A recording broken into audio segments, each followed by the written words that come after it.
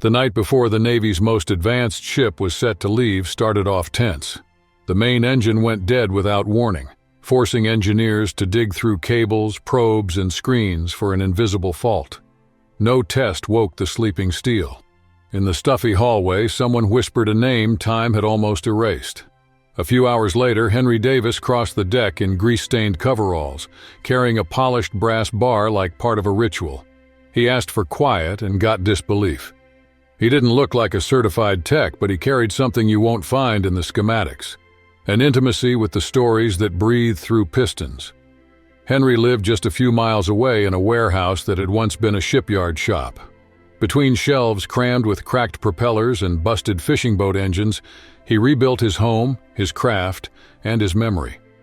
An old radio, steady as a lighthouse, woke him every morning with jazzy static. Since he was a kid, he'd learned by talking to junkyard machines, pulling every gear apart, putting it back together like he was exposing secrets. At 11, he made a lawnmower engine roar using only scrap. By 15, he was the fisherman's savior, reviving outboards the manuals had already given up on. Henry didn't read blueprints. He listened to the rhythm of pistons, felt the pulse of metal, understood the cadence of every gear like the heartbeat of an old engine still willing to start over. Some people learn to fix machines. Henry seemed born inside them. Still young, he joined the U.S. Navy as an engine officer and, without losing his humility, moved through carriers and destroyers like changing shops. His big moment came when he helped run the first LM 2500 tests on the brand new Arleigh Burke class, tuning gears that existed only as prototypes. Time passed, but it didn't dull the shine in his hands. At 72, he could bend over a valve block with the lightness of a recruit, reciting every step of the engine he helped design. Everything changed during a routine drill at sea. A pop, smoke, and the turbine died. The investigation moved fast and pinned the blame on him for supposed lack of maintenance. With no chance to defend himself, he got a curt letter forcing retirement and faced a silence that hurt more than the firing. Henry never accepted the official story. Back in Traceton, he learned to live among fishing boat motors and worn hulls. He put up a modest shed near the docks where he improvised parts for old sailors with no money and explained thermodynamics to eager apprentices. The smell of diesel masked a certain bitterness, but it also reminded him who he still was. Then on a warm Tuesday, an unknown number lit up his phone. Henry wiped his hands on a rag already soaked with grease and answered, "Davis speaking." The phone buzzed on the workbench as Henry Davis adjusted a part on an old engine. On the other end, a familiar voice broke years of silence. "Henry Davis? This is Admiral Andrew Dawson, Pacific Naval Engineering Command." Hearing the name brought back memories of Dawson, once a lieutenant soaking up every detail. "Didn't expect to hear from you again, Andrew." "Me neither," Dawson said. "We're in trouble." Henry turned the nut calmly as if he could stall the inevitable. "Go ahead." "An Arleigh Burke-class destroyer's engine is dead. 5 engineers have tried, nothing. We sail in a few days. The crew boards in 72 hours. If that engine doesn't run, the mission dies on the pier. We need you." The ship's name tightened Henry's chest. "My clearance expired." "I already fixed that." Silence. A sigh. "Send a car," Henry said, ending the call. The next morning he walked through the gate at Naval Base Kitsap, old toolbox bumping his leg. The complex stretched along the coast like a steel city. Cranes and masts cut the gray sky. At the main pier, USS Arleigh Burke waited, surrounded by frantic crews. Young gate guards eyed the veteran in worn jeans and scuffed boots. Henry raised his temporary badge without a word. The tension in the air was almost touchable, and he hadn't even set foot on deck yet. 2 recruits barely 20 traded a look like they owned the yard. "Name?" "Henry Davis, I'm cleared." "Destination?" "Intermediate maintenance facility. No more questions." The kid typed at the terminal, opened the gate, and Henry crossed the dark asphalt under a light drizzle. Ahead rose a colossal hangar, concrete walls streaked with rust, a metal roof that seemed endless, and a hum that made the floor vibrate. Inside, the scene looked like a living assembly line. Engines resting on platforms, turbines with their guts exposed, cables bundled in snakes across the polished floor. Yellow stripes marked safe lanes while forklifts slipped by within inches. Overhead rails carried parts as heavy as small trucks. Techs moved around with clipboards, bouncing between digital manuals and radio orders, the messages chopped up in acronyms.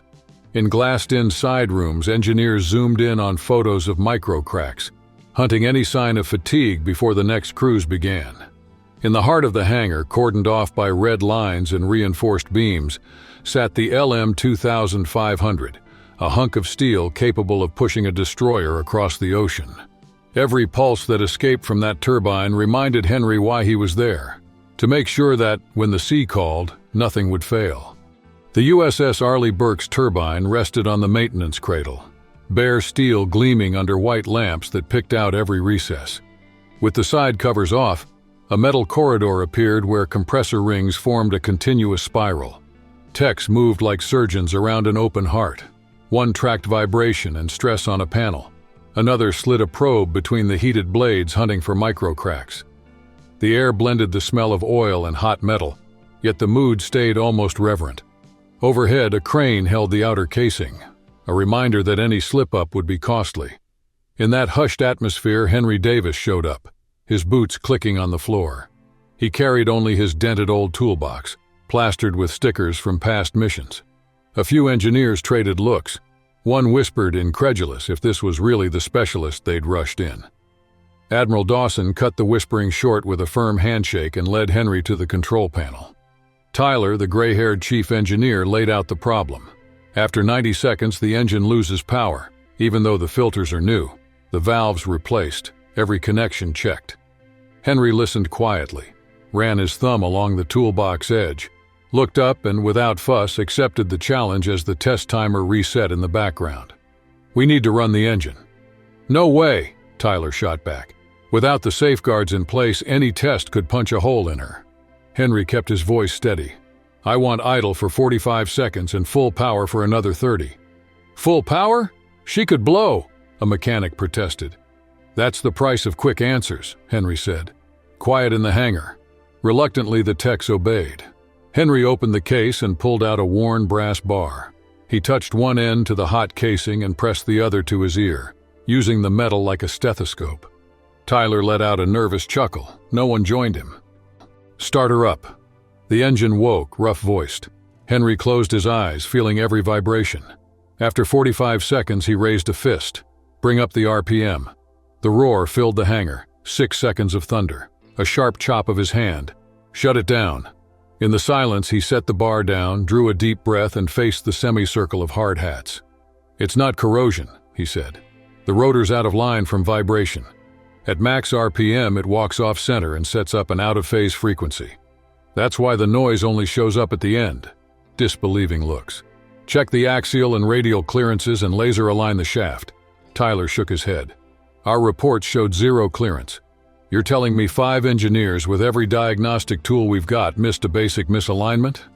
Henry hoisted the old toolbox under the crew's wary eyes and walked out. Hours later, he was leaning over the shop's oil tank when the phone cut through the hum of the pumps. "Davis. Tyler here. We repeated the test with the engine hot, laser alignment, everything you said.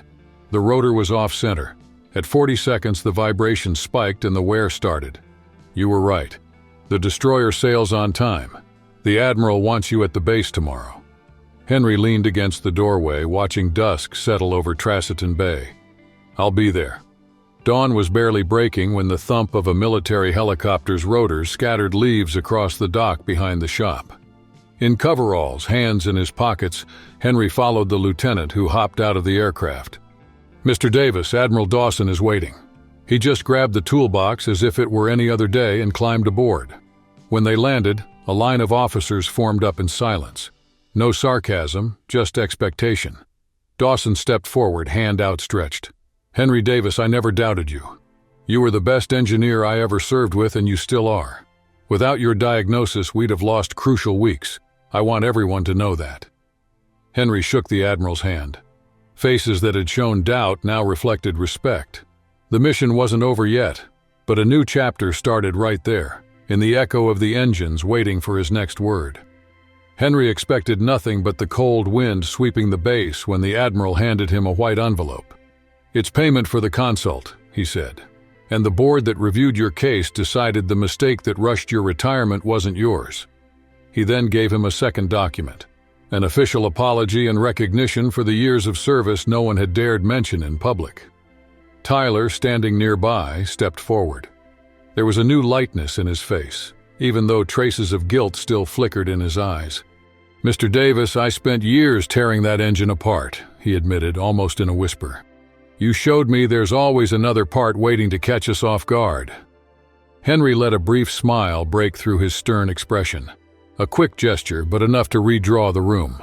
Without stretching the moment, he turned toward the helipad. Every step echoed on the wet concrete, marking the distance between the past and what was coming next. The helicopter's rotor was still at rest, but the distant sound of the sea filled the gaps. Over Kitsap, thick clouds streaked the sky, holding stories that might never make it into the official reports. With the envelope secure in his pocket, Henry walked toward the aircraft, eyes locked on the line where concrete blurred into the mist. Low clouds drifted across the bay, pushed by the Atlantic's damp breath. Below, the destroyer USS Arleigh Burke was waking up, turbines pulsing, navigation lights blinking, sailors scattered across the deck in choreographed motions. Near the helicopter, Admiral Dawson spoke with the calm of someone who owns every second. "All set, Mr. Davis. The pilot's waiting." Henry answered with a nod, climbed the metal steps, and sat by the window. The rotor picked up speed, and the naval base shrank like a living diorama. Colors, people, forklifts, everything moved below, ruled by an invisible clock.